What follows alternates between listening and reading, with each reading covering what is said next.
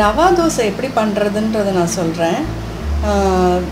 பாருங்கள், இது வந்து ரவை 1 கப் எடுத்திருக்கேன். அப்புறம் இது வந்து பச்சரிசி மாவு ரெடிமேடாக கடையில் கிடைக்கிது, அது 1 கப் எடுத்திருக்கேன். 1:1 தான்.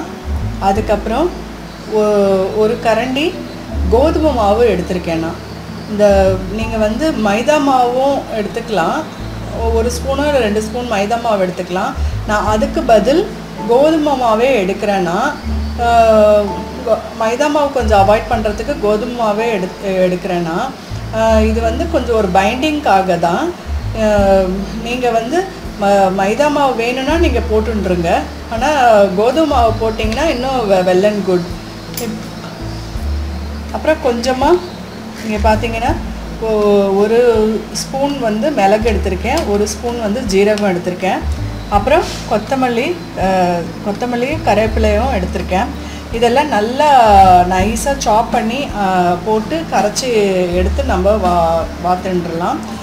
இப்போ இதெல்லாம் ஒரு பாத்திரத்தில் விட்டு நல்லா எல்லாமே மிக்ஸ் ஆகிற மாதிரி பண்ணணும். எல்லாமே மிக்ஸ் ஆகிட்டு நல்ல ஒரு தண்ணி பதத்துக்கு நீங்கள் கரைக்கணும். அப்போ தான் வந்து இது அந்த தோசை, அந்த ரவா தோசை அளவுக்கு நம்ம அந்த கன்சிஸ்டன்சிக்கு உங்களுக்கு கிடைக்கும். இது பார்த்திங்கன்னா இது எல்லாமே போட்டு கரைச்சி ஒரு 15 நிமிஷம் நீங்கள் வைக்கணும். வச்சதுக்கு அப்புறம்தான் நீங்கள் தோசை நீங்கள் ரெடி பண்ண முடியும். இது ஏன்னா இன்ஸ்டண்ட்டாக நீங்கள் பண்ணிங்கன்னா கொஞ்சம் இதெல்லாம் வந்து மிக்ஸ் ஆகிறதுக்கு அது டைம் எடுக்கும். அதனால் அட்லீஸ்ட் ஒரு மினிமம் 15 மினிட்ஸ் மேண்டேட்ரி, 15 மினிட்ஸ் நீங்கள் ஊற போடணும். இப்போ இது எல்லாமே நான் கரைச்சி ஒரு 15 நிமிஷம் ஊற போட்டுட்டு உங்களுக்கு நான் காமிக்கிறேன்.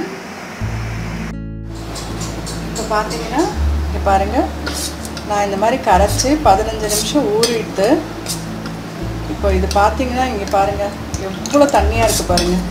இந்த அளவுக்கு நீங்கள் வச்சாதான் உங்களுக்கு அந்த ரவா தோசை வரும், என்ன இல்லாட்டி உங்களுக்கு வராது. இப்போ வந்து கரண்டியில் நீங்கள் போட்டேன்னா உங்களுக்கு அந்த அளவுக்கு உங்களுக்கு வராது. இப்போது அதனால் இந்த மாதிரி ஒரு டபரா அது யூஸ் பண்ணுங்க. ஒரு தவா ஒன்று வச்சுருக்கேன், இது நல்லா சூடாகிடுது.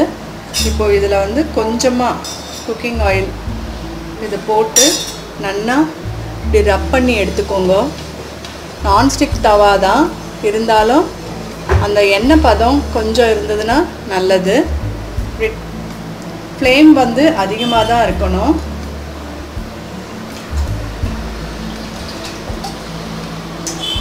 இப்படி ஒவ்வொரு தடவையும் இப்படி கலக்கி விட்டுண்டு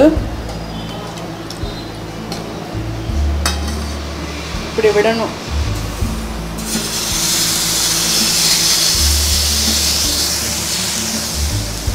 நல்லா ஃபில் பண்ணுங்க.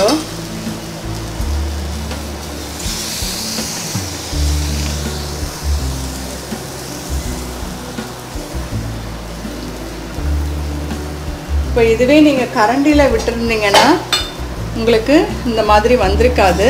அதனால தான் நான் சொல்கிறேன், டபரா மாதிரி ஒரு பாத்திரம் எடுத்துட்டுருங்கோ, அப்போ உங்களுக்கு கரெக்டாக வரும். ஆயில் உங்களுக்கு எவ்வளோ அப்ளை பண்ணிக்கணுமோ அந்த மாதிரி அப்ளை பண்ணிக்கோங்க. ரவா தோசைக்கு கொஞ்சம் கிறிஸ்பாக இருந்தால் நல்லாயிருக்கும். அதனால் நான் இந்த அளவுக்கு ஆயில் விட்டுருக்கேன். இது நல்லா வேகணும், ஃப்ளேம்லாம் கம்மி பண்ணாதீங்க.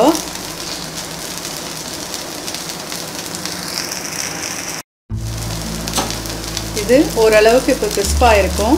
நம்ம திருப்பி போட்டுடலாம்.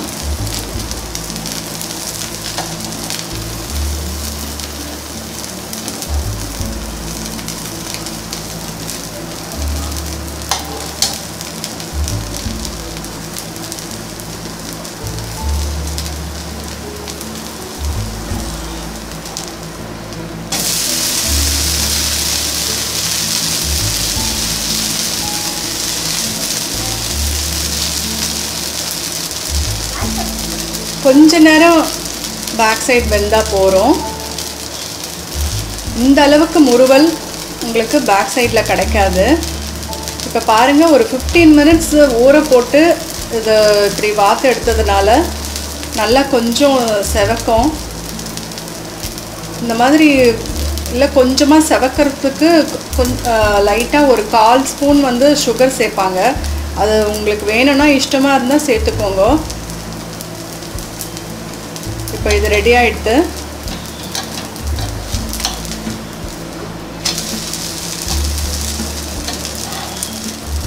ஒரு பக்கம்தான் வேகணும்னா நீங்கள் அதே மாதிரி உங்களுக்கு சாய்ஸ் இருந்ததுன்னா நீங்கள் பண்ணிக்கலாம். நான் இன்னும் கொஞ்சம் கிறிஸ்ப் ஆகிறதுக்காக டபுள் சைடு நான் போட்டேன். இப்போ பாருங்கள், ரவா தோசை ரெடி. இதே மாதிரி பண்ணி பார்த்துட்டு உங்களுடைய ரிவ்யூஸ் அண்ட் கமெண்ட்ஸ் எனக்கு போஸ்ட் பண்ணுங்கள். Thank you very much.